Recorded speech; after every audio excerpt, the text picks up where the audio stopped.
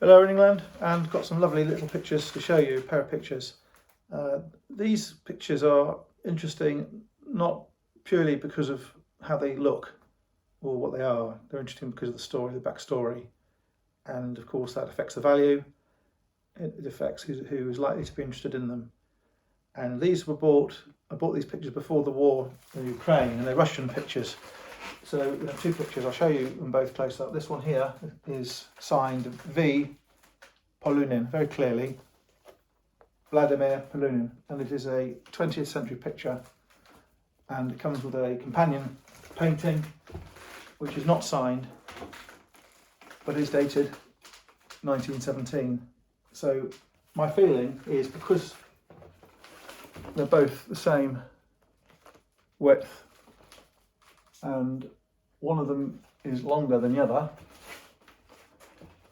if you can look at that there, you see that? I think this top one has had the bottom cut off. I think it's been stored somewhere damp, and I think it's rotted, and I think someone's cut the bottom off. It's lost its signature. But they're obviously were a pair of the same size, and they have the same texture on the canvas and the painted finish. So just to go back again, we'll start at the beginning.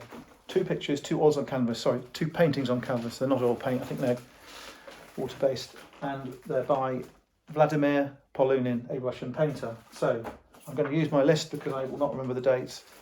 So this Vladimir Polunin was Russian, born in St Petersburg, and he left Russia and came to London in 1908. That's before the Bolshevik Revolution, so it was nothing to do with that. He was working as a stage set painter, and he was working for the Russian ballet in London, Ballet Russes, not only in London but around Europe, but mainly in London.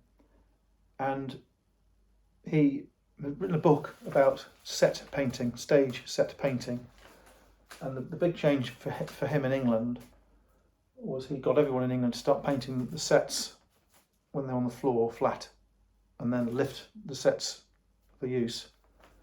And there was a certain way of painting sets on the floor technically, because you can't easily see it if you're standing on it, whereas if you're painting a set which is hung, you can walk away from it and look at it from a distance.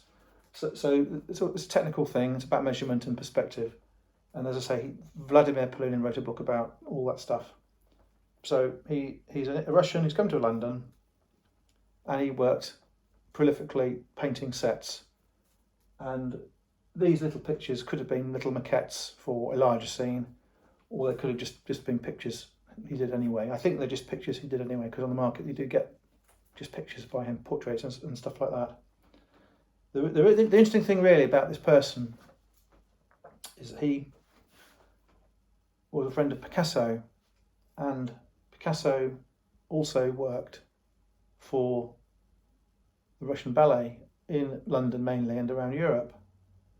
And in 1919 Picasso came to London for 10 weeks, and he painted with this Polunin character and became friendly with Polunin and his wife, and they shared a storage area and a workshop. And the work of Polunin rubbed off on Picasso, who later exhibited in London himself on his own in the late 20s. So this Polunin was one of the people who influenced Picasso, and I think that Picasso would have influenced Polunin as well. But I find it very interesting that I found today that Mary Fedden, who's another artist I like, we sell Feddens in England and Malta, Mary Fedden, who was the wife of Julian Trevelyan, another very famous English 20th century painter.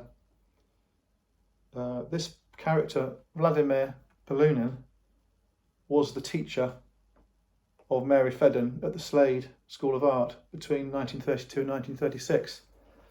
So even Fedden has got some input from Polunin and obviously some input from Picasso. I just thought that was very interesting. If you look at many of the paintings by Fedden, there is a simplicity to them. and there is a naivety, and the perspective is often garbled deliberately, and a set painter will know how to do that as part of the skill. We'll look at these pictures. I finished with that note. This is a Russian picture painted in London, I think.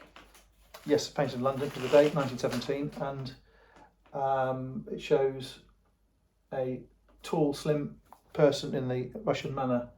I couldn't help but think of Rasputin when I saw this character, long hair and a slightly menacing, melancholic expression.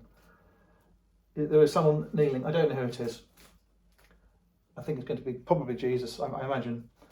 You have some very interesting slabs painted very, very cleverly. You have some simple feet without toes. You have got palm trees. You don't grow in England and don't grow in Russia, so it's probably an allusion to the Holy Land.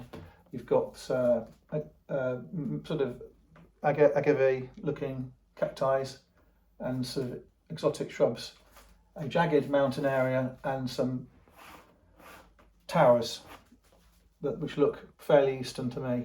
So you've got a mixed selection there. You've got Eastern, Russian, Christian, but I think it's a lovely thing, and being painted rather simply, but it's distinctive.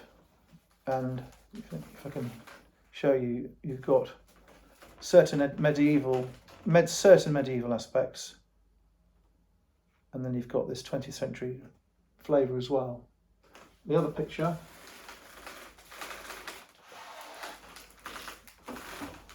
is religious, and you've got, I think it's going to have to be the Virgin, and you've got characters on the sides. They haven't got wings, so they're not angels. What are they? I don't know who they are.